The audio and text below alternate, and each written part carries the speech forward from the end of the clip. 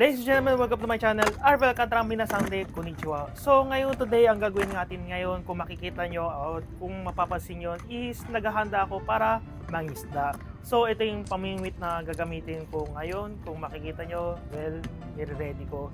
So bakit ako mangisda? Well, kasi alam nyo na, ladies and gentlemen, real talk, expectation versus reality. Kapag dito ko talaga nakatira sa Japan, which is talaga medyo, alam nyo na, may kamahalan na talaga pamumuhay dito sa Japan. So, para medyo makatipid, sana, hoping, meron tayong makuhang isda or meron tayong mahuling isda, which is yung magiging ulam ko mamayang gabi or maybe, kung mas marami, it is mas okay.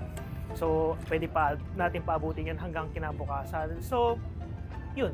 Kaya ako nangingisda ngayon para makatipid-tipid dahil nga sa hirap na ng buhay dito sa Japan. So ladies and gentlemen, after natin ma-setup yung paminwit at siyempre medyo mahirap yung tao dito, yung line i-set up. So kasi alam niyo na medyo beginner pa rin ako. So hindi ko pa rin ma-master yung kung paano i-set up yung paminwit na yun. So medyo nagkaroon ako ng konting mga problem. Siguro sa next time na video, gagawa ko ng parang something na simpleng tutorial paano i-set up yung pamiminwit na yon, yung setup na medyo tawag dito, kantan no yarigata. So madaling madaling setup. So as you can see, ladies and gentlemen, medyo ibang story tayo.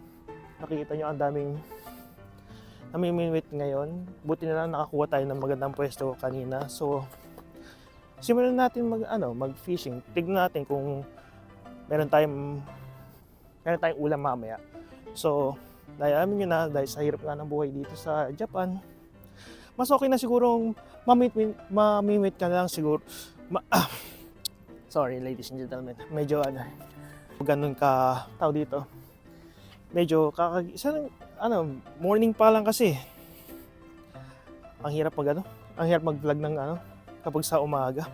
Medyo hindi mo alam kung ano yung topic na pag-uusapan. So hindi kasi ako morning person eh. So, yun nga pala, ano yung pinag-uusapan natin. So, tara, maminuit na nga tayo. As you can see, ladies and gentlemen, ito yung setup natin. So, napakasimple lang mga equipment na ginagamit ko. So, hindi na masyadong tao dito. Yayakushi, ito yung magiging main na pain natin na ilalagay ko doon. Kung makikita nyo ba, yun yung mismo magiging natin setup. Yan yung tinatawag na uki sabaki. Basta yun, uki sabaki. Kasi meron, kapag sinabi uki kasi, meron tinatawag na parang floater doon. So yung ginagamit ko ngayon is na napakahabang tao dito, fishing rod. Yan yung fishing rod natin, ladies and gentlemen. So yung ilalagay ko doon ito yung ilalagay kong pain doon sa pinakharapan. So technically ito yung magiging, yung pain, ilalagay ko dito sa may parang kulay dilaw na kago ba tawag dito? Basta yung kulay dilaw na yun, basta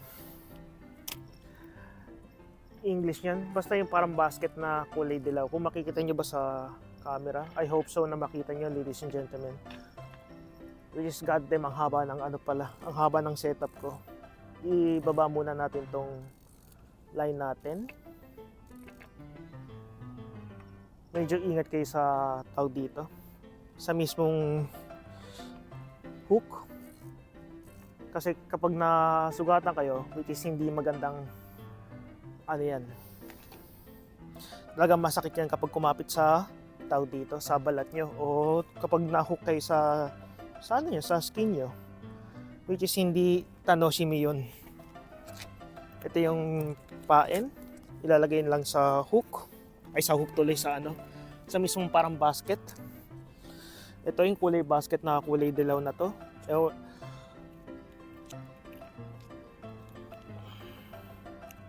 I-just technically ganyan.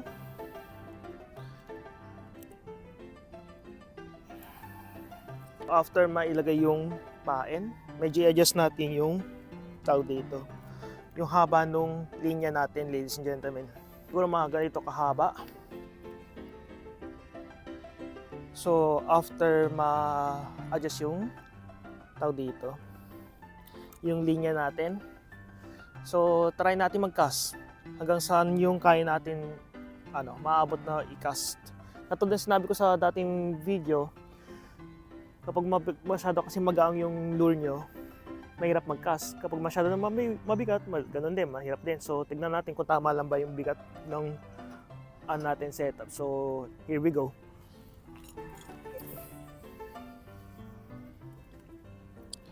Tamang-tama lang, ladies and gentlemen. Ngayon naman, ladies and gentlemen, try natin mag long cast. So, ganun ulit, adjust natin yung linya natin. Try natin mag long cast, ladies and gentlemen. Tignan natin hanggang saan yung aabutin ng itong rod natin. So, buksan natin yung ating spinning wheel. So, here we go, ladies and gentlemen. Shit. Hindi ganun kaganda yung pag-cast natin. Ulit. Back to start, ladies and gentlemen. So, open yung natin, yung spinning wheel. Sana ma-practice ko yung tagang malayuan na pag-cast. So, here we go, ladies and gentlemen. Here we go. Kaya bumela.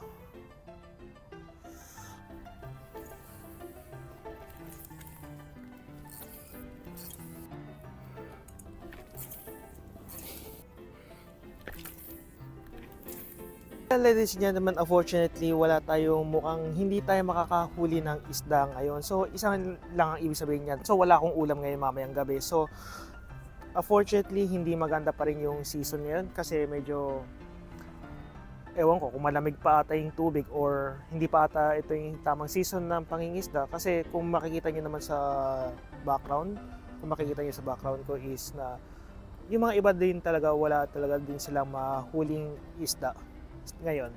So, plus meron pang malaking barkong dumadaan dito din sa side na to. Kung makikita nyo, wala rin silang mukhang nahuhuling isda. So, ladies and gentlemen, mukhang yung iba mukhang gusto na lang atang umuwi ng bahay dahil wala din silang mahuling isda ngayon. Pero ang daming tao ngayon dito sa lugar na ito, dito sa Cosmos Square sa may Naangko. Ito nga pala yung pangalan ng place na to is Cosmos Square Naangko. So, yun. Wala talaga kami mahuling isda. Kahit yung mga ibang tao rito, as you can see, nakatambay na lang, naghihintay ng kung may kumagat ng paminuit nila, which is wala naman talagang kumakagat ngayon itong season na to o yung araw na to, which is bad timing lang talaga siguro, ladies and gentlemen. Ano na lang siguro din gagawin ko, ladies and gentlemen, after kong siguro lilikpit ko na yung gamit ko sa pamimimit, tapos tatambay na lang ulit ako dito, which is wala lang para magpasikat ng araw. So mamaya tatambay na lang ako. Yun na lang yung gagawin ko, ladies and gentlemen. So see you next time. Mata na